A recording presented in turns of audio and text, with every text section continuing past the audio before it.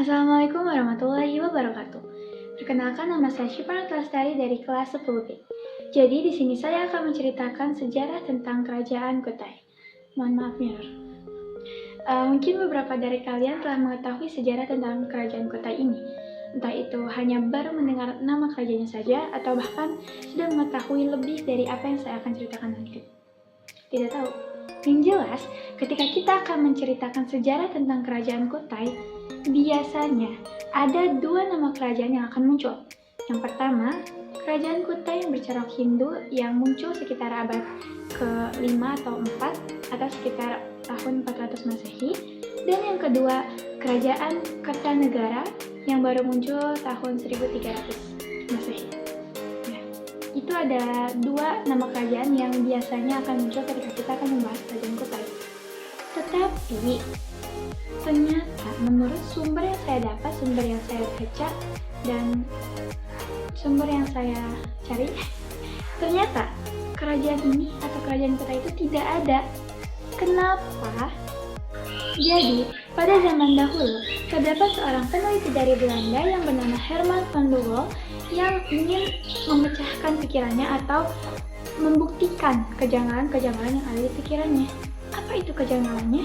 Kejanggalannya terdapat ketika beliau menemukan seorang raja yang selalu menggunakan perhiasan-perhiasan di tubuhnya.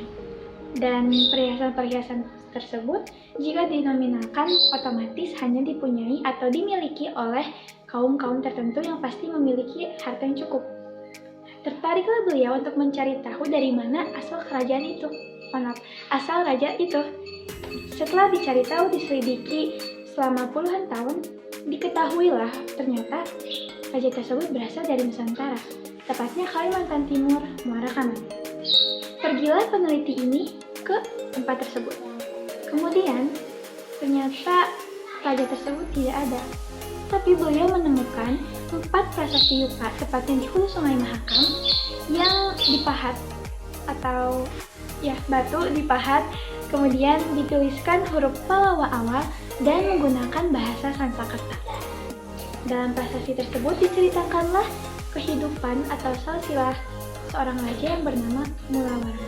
Lalu, pada tahun 1940, ditemukan kembali 3 prasasti Yupa di tempat yang sama atau di hulu Sungai Mahakam. Prasasti tersebut, konteks dalam tulisannya masih sama seperti prasasti-prasasti atau 4 prasasti yang ditemukan sebelumnya. Masih menceritakan tentang Raja Mulawarman, kehidupannya, silsilah keluarganya, hingga kebaikan-kebaikan yang dilakukan oleh Raja Mulawarman. Nah, tapi dari ke-7 prasasti tersebut tidak ada atau tidak ditemukan nama kerajaan yang dipimpin atau diperintah oleh Mulawarman pada saat itu. Tidak nama Kerajaan Kutai. Terus, apa dong? Jadi, sejak penemuan ke-7 prasasti Yupa tersebut, para sejarawan berkesimpulan bahwa pada saat itu terdapat sebuah kerajaan yang berdiri di tempat itu atau di Muara Kanan. Nah, tapi karena tidak ada nama kerajaan yang disebutkan pada 7 prasasti Yupa, maka dinamakanlah kerajaan itu sebagai Kerajaan Kutai karena 7 prasasti tersebut ditemukan di hulu Sungai Mahakam, Muara Kanan, Kalimantan Timur, yang tepatnya di Kabupaten Kutai. Selain itu, ada beberapa juga nama untuk Kerajaan Kutai ini atau sebutan-sebutan lainnya. Yang pertama ada Kerajaan Kutai, Kerajaan Mulawarman, Kerajaan Martadipura, Kerajaan Kutai Martadipura, Kerajaan Mulawarman Martadipura, Kerajaan Kutai Ing Martadipura, Kerajaan Kutai Mulawarman Ing Martadipura. Tetapi meskipun banyak sekali sebutan kerajaan-kerajaan yang telah tadi saya sebutkan juga, tetap saja tidak ada bukti yang kuat atau dasar-dasar bukti untuk membuktikan bahwa ini nama yang benarnya. Tidak ada. Dan ada juga yang menyebutnya sebagai Kerajaan Martapura. Kenapa? Oke, sebelum lanjut, ini ada gambaran atau ilustrasi dari apa yang saya ceritakan tadi tentang peneliti dari Belanda, Herman van de Wall. Nah, dia berpetualang. Kemudian di sini ada prasasti Yupa, dan di sini ada jawaban yang dari tadi ditanyakan. Jadi, terdapat naskah klasik yang selesai ditulis oleh Muhammad Tahir pada tahun 1849, dan naskah tersebut bertuliskan Arab Melayu yang berjudul Surat Salsilah Raja dari Negeri Kutai Kertanegara. Dan naskah ini sekarang disimpan di Perpustakaan Berlin di Jerman. Jadi dalam naskah ini diceritakan sejarah tentang Kerajaan Kutai Kertanegara.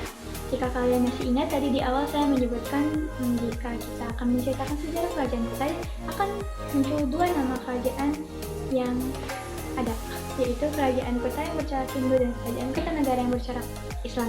Jadi pada naskah ini diceritakan pada pertengahan abad ke-16 terdapat kerajaan yang bernama Kertanegara menyerang Kerajaan Martapura yang berada di Muara Kaman. Kemudian Kerajaan Kertanegara menang dan mengambil alih Kerajaan Martapura yang kemudian menggabungkan nama dari dua kerajaan tersebut menjadi Kerajaan Kertanegara ing Martapura atau ing Martapura. Jadi pada saat itu para sejarawan berkesimpulan bahwasanya nama asli dari Kerajaan Kutai adalah Kerajaan Martapura karena berada di Muara Kaman sesuai dengan yang diceritakan pada naskah ini. Dan nama Kerajaan Kutai sendiri itu baru ditemukan atau baru muncul sekitar abad ke-13 setelah Aji Batara Agung Dewa Sakti mendirikan tempat yang bernama Kutai di Muara Kaman, Kalimantan Timur, yang kemudian menjadi cikal bakal terbentuknya nama Kerajaan Kutai. Maaf. FYI, kata Martapura juga diyakini sebagai kata yang berasal dari bahasa Sanskerta yang terdiri atas kata amarta atau amarta dan pura. Amarta atau amarta itu berarti kehidupan dan pura itu berarti kota atau istana. Jadi bisa disimpulkan Martapura yaitu kota kehidupan. Tidak banyak yang dapat kita ketahui dari cerita Kerajaan Kutai ini karena sumbernya saja hanya terdapat dari 7 prasasti yang telah saya sebutkan tadi. Tapi meskipun begitu, para sejarawan berhasil mengungkapkan sedikit demi sedikit cerita yang terdapat pada kerajaan ini. Ya, setelah ketujuh prasasti tersebut dikirim ke Batavia, terungkaplah cerita dari kerajaan Hindu tertua di Nusantara ini. Oke, kita akan masuk di cerita kehidupan bagian politik sejarah Kerajaan Kutai. Nah, pada salah satu prasasti yang ditemukan diceritakan bahwa Raja Mulawarman memiliki kakek yang bernama Maharaja Kudungga. Maharaja Kudungga juga, sebelum itu saya akan menunjukkan yang mana Maharaja Kudungga. Ini adalah Maharaja Kudungga.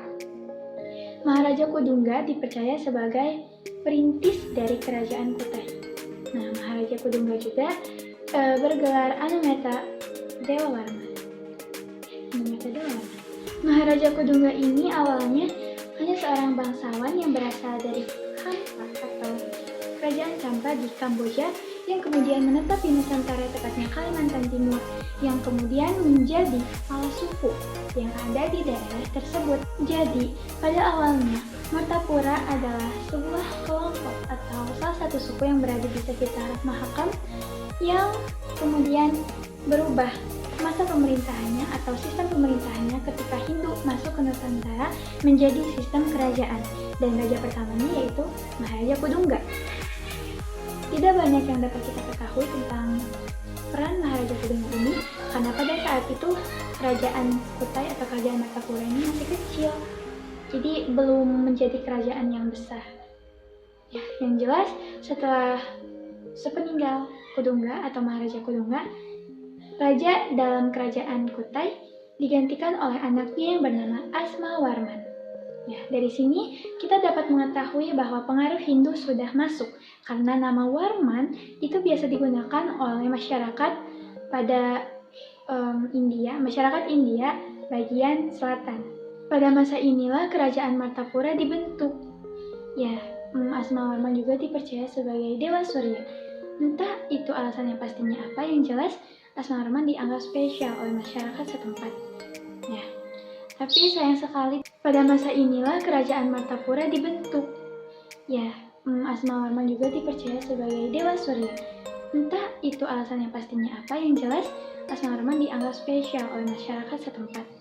Ya, tapi sayang sekali tidak banyak yang bisa kita ketahui tentang peran dari Raja Asmawarman ini.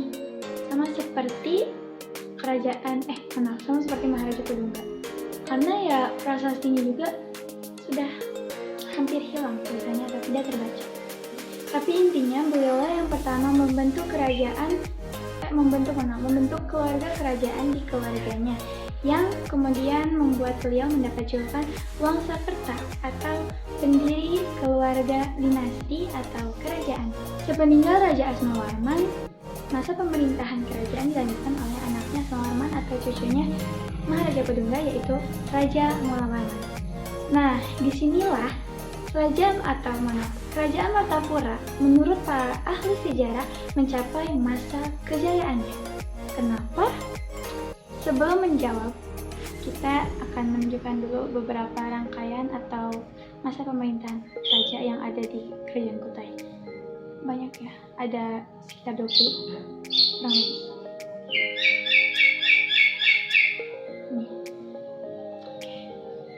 Kemudian kita akan masuk ke kehidupan pada sosialnya, karena masa kejayaan yang dipimpin oleh Kerajaan Mulawarman. Pada masa pemerintahan Raja Mulawarman, masyarakat pada saat itu bisa dibilang maju dan terdidik, karena terbukti pada prasastinya yang ditulis oleh huruf Pallawa dan berbahasa Sanskerta yang notabene hanya bisa dikuasai oleh kaum Brahmana. Ya. Di prasasti juga diceritakan bahwa Raja Mulawarman sering mengadakan upacara-upacara yang dihadiri oleh Brahmana dan menggunakan bahasa Sanskerta. Ya. Dari situlah bisa disimpulkan bahwa Brahmana dan raja-raja yang ada di kerajaan tersebut berintelektual tinggi atau pintar-pintar. Selain masyarakatnya yang makmur dan bisa dibilang maju dalam hal pendidikan, Raja Mulawarman sendiri dikenal sebagai raja yang baik, kuat, dan bijaksana. Pernyataan Raja Mulawarman kuat itu bisa diartikan sebagai atau bahwa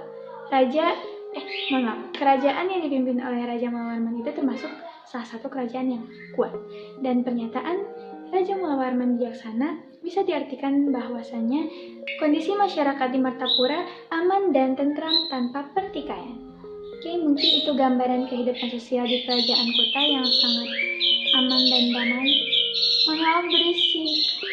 Nah, ini adalah bukti dari yang tadi saya ceritakan. Kemudian selanjutnya kita akan masuk ke cerita kehidupan yang terakhir, yaitu ekonomi. Sekali lagi mohon maaf berisik, saya akan cut dulu. Oke, jadi pada prasasti Yupa disebutkan bahwa Raja Mulawarman memberikan 20.000 ekor sapi kepada para Brahmana. Oh, baik sekali. Dan selain itu juga masih banyak kebaikan-kebaikannya, misalnya Raja Mulawarman membagikan segunung minyak kental, lampu dengan kelopak malai, dan pernah juga Raja Mulawarman memberikan persembahan kepada para Brahmana air, keju, minyak wijen, dan lain sebagainya. Buat masa kejantan juga. Dan ada satu hal yang mungkin cukup membuktikan juga. Ada Raja Mulawarman itu memberikan 40.000 titik-titik dan 30.000 titik-titik. Kita tidak tahu apa itu titik-titiknya atau isinya dari 40.000 dan 30.000 itu. Tapi setidaknya kita mengetahui jumlahnya itu sangat banyak. Kemudian juga dapat dilihat dari letak kerajaan